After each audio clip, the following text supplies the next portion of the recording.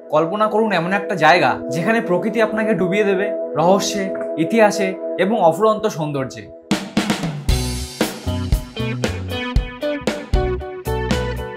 273 একরের এই বিশাল রাজ্যে আছে 14,000-এরও বেশি প্রজাতির গাছ, যেন সবুজের এক মহাযজ্ঞ। এখানে একসময় দাঁড়িয়েছিল মুঘলদের এক দুর্গ, যা নবাব সিরাজদৌল্লার আমলের সাক্ষী। কিন্তু ইংরেজদের কলকাতা দখলের সময় লর্ড ক্লাইভের কামানের গোলায় ধ্বংস হয়ে যায় সেই কেল্লা, আর তার জায়গায় গড়ে ওঠে এই জীবন্ত স্বর্গ। এই উদ্যানের সবচেয়ে রহস্যময় নিদর্শন কোনটা জানেন? 250 বছরেরও বেশি পুরনো এক অতিকায় বট গাছ, যার শাখা পোশাখা ছড়িয়ে আছে 486 মিটার জায়গা জুড়ে। দেখলে মনে হবে যেন শত শত গাছ, কিন্তু আসলে পুরো বাগানটা জুড়ে এটা একটাই গাছ। এখানকার গোলাপের বাগান আর বিরল জাতের জবা ফুল, যেগুলো আপনি শহরের আর অন্য কোথাও খুঁজে পাবেন না। So ready to explore Acharya Jagadish Chandra Bose Indian botanical garden. ভারতের বিভিন্ন টুরিস্ট স্পটগুলো আপনাদের সামনে তুলে ধরাই আমার এই চ্যানেলের প্রধান উদ্দেশ্য। তাই আপনাদের কাছে একটা অনুরোধ, প্লিজ এই চ্যানেলটা সাবস্ক্রাইব করে দেবেন, যেটা আমাকে আরো নতুন নতুন ঘোরার জায়গাগুলো আপনাদের সামনে নিয়ে আসার জন্য মোটিভেট করবে। এই বাস এসপ্ল্যানেড থেকে শুরু করে হাওড়া হয়ে বোটানিক্যাল গার্ডেনে আসে, আর এই বাসটা বারাসাত মধ্যমগ্রাম থেকে সায়েন্স সিটি ও রুবি হাসপাতালের পাশ দিয়ে গড়িয়াহাট আর রাসবিহারী হয়ে এখানে আসে। তবে আমি এসেছিলাম বাইক নিয়ে, 45 মিনিটের মতো সময় লেগেছিল। সকাল 11:30টার মধ্যে চলে এসেছিলাম। এই হলো বোটানিক্যাল গার্ডেনের গেট। সকাল 8টা থেকে 5টা অবধি খোলা থাকে, তবে 4টের মধ্যে টিকিট কাউন্টার বন্ধ হয়ে যায়, আর সোমবার দিন এই গার্ডেন বন্ধ থাকে। গেট দিয়ে ঢুকে পড়লাম ভিতরে। ঢুকে বাদিকে টিকিট কাউন্টার।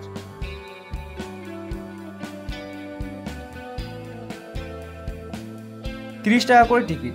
কোনো প্লাস্টিক, খেলার জিনিস, স্মোকিং আর আগুন জ্বালানোর কোনো জিনিস কিন্তু অ্যালাউ নেই এখানে। ফটো তুলতে পারবেন, কিন্তু আবার ভিডিও করা নাকি যাবে না। তবে আমি ভিডিও করছিলাম, কেউ কিছু বলছিল না। ভোরবেলা এখানে অনেক মানুষ এসে মর্নিং ওয়াক করে। সত্যি হাঁটার জন্য দারুণ জায়গা এটা। প্রায় 5 মিনিট এখান দিয়ে হেঁটে পৌঁছে গেলাম বোটানিক্যাল গার্ডেনের প্ল্যান্ট বাটারফ্লাই সেকশন।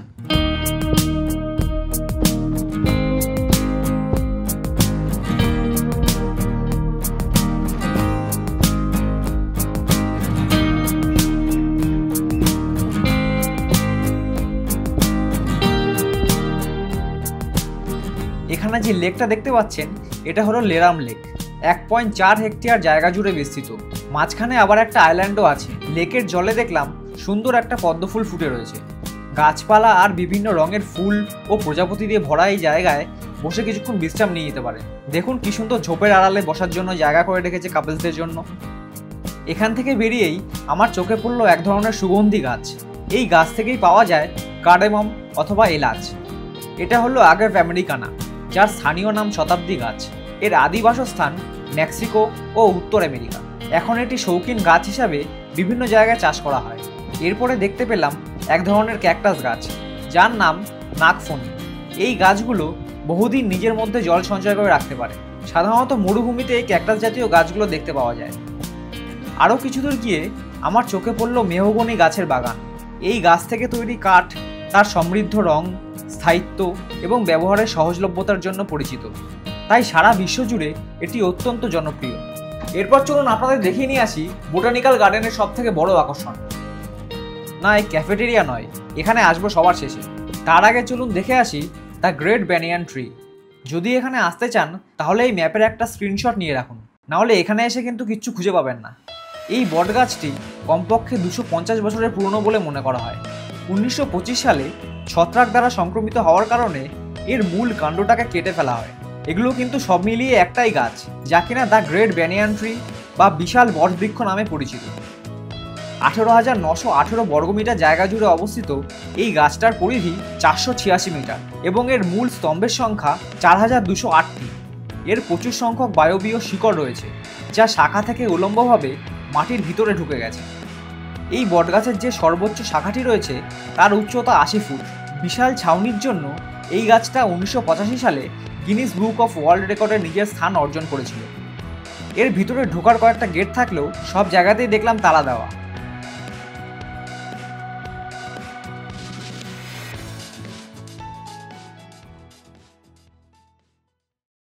এখন যেখানে ঢুকছি এটা হলো বোগানভিলিয়া গার্ডেন। বাঙালিরা এই ফুলকে কাগজ ফুল বলে চেনে।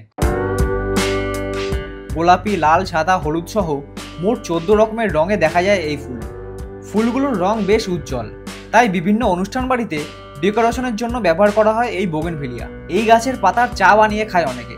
তাদের বিশ্বাস বোগেনভিলিয়ার চা সর্দি কাশি সারানোর জন্য একটা ভালো ওষুধ। যদি বাড়িতে বোগেনভিলিয়া গাছ লাগাতে চান তবে শীতের শেষ আর বসন্তের শুরু হলো আদর্শ সময়। বোগেনভিলিয়া টবে লাগানো যেতে পারে। উষ্ণ আবহাওয়ায় ফুলে ভরে থাকে গাছগুলো।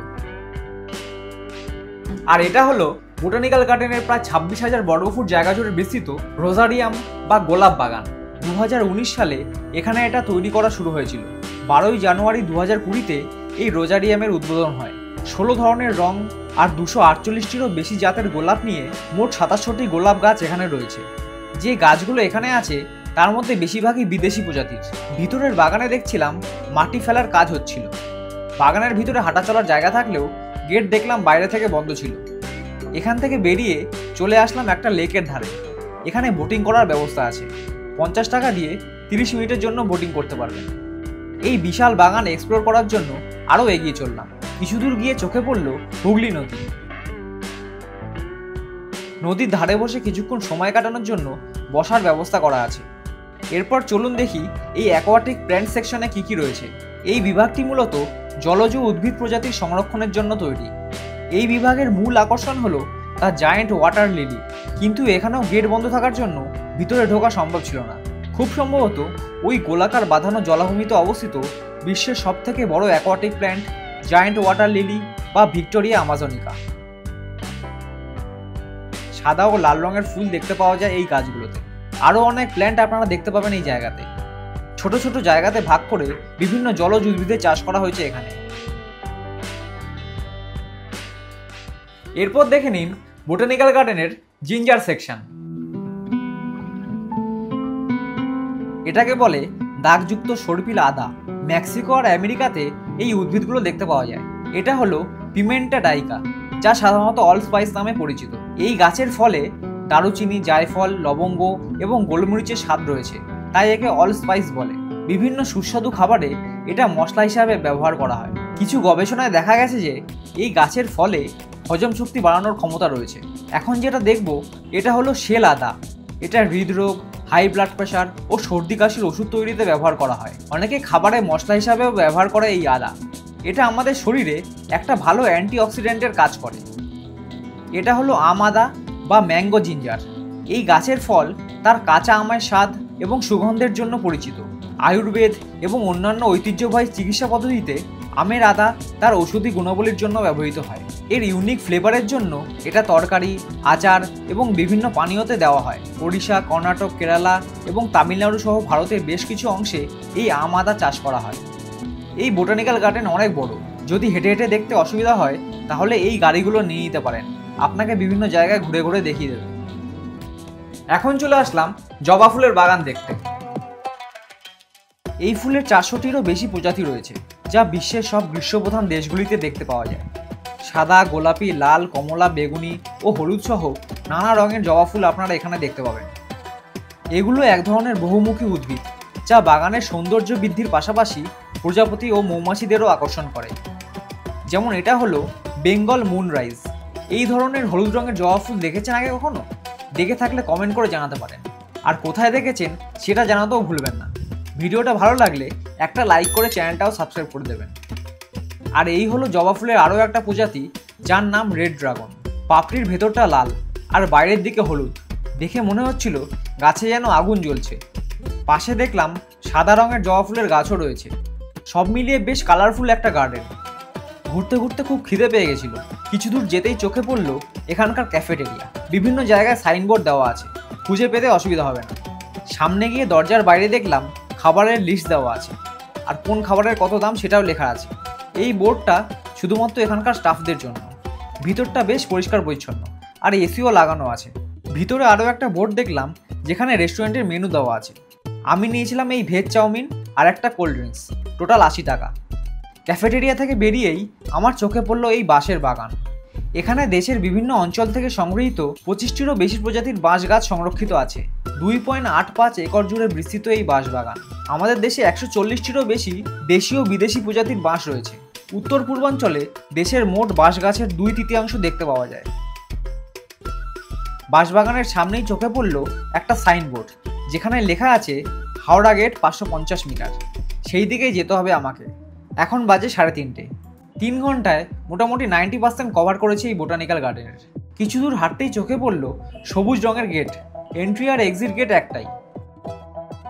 বাইরে পার্কিং ছিল। বাইক রাখতে এখানে 30 টাকা। সেটা তুমি যতক্ষণ ইচ্ছা রাখো না কেন। এখন এখান থেকে ঘরে ফেরার পালা। শহরের বুকে গাছপালায় ভরা এত বড় জায়গা সত্যি আজকের দিনে খুব কম দেখা যায়। সুযোগ পেলে অবশ্যই এই জায়গায় আসা উচিত সবার। মনে হচ্ছিল যেন আলাদা একটা দেশে চলে এসেছি।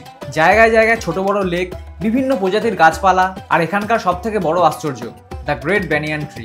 ভিডিওটা কেমন লাগলো কমেন্ট করে জানাবেন, আর চ্যানেলটা সাবস্ক্রাইব করে বেল আইকনটা ক্লিক করতে ভুলবেন না। পরের সপ্তাহে আমি ফিরবো আরও নতুন একটা জায়গার ভিডিও নিয়ে।